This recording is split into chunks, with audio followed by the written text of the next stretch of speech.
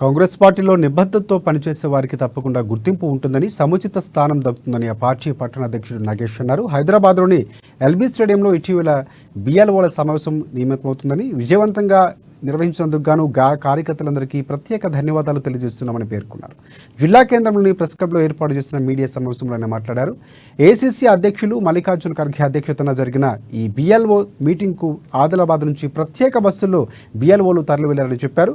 Booth లెవెల్లో సభ్యులంతా ఎక్కువగా నమోదు చేసిన కార్యకర్తలు మల్లికార్జున ఖర్గే ఘనంగా సన్మానించారని అన్నారు.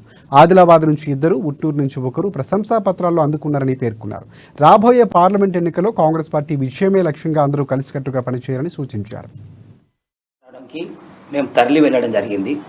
అందులో మాకు పండుగ లాంటి వాతావరణం కనబడ్డది.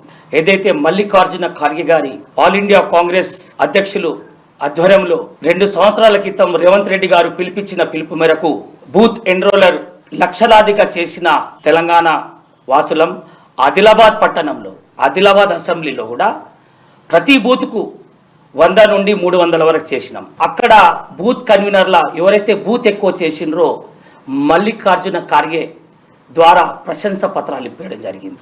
ఆదిలాబాద్ నుండి 2 తీసుకోవడం జరిగింది. ఉట్నూరు నుండి ఒక ఆదివాసి బిడ్డ మల్లికార్జున ఖర్గే గారు సన్మానించడం జరిగింది. ఇదే నిబద్ధత కాంగ్రెస్ కార్యకర్తలకు కాంగ్రెస్ పార్టీ ఇచ్చే బహుమానం.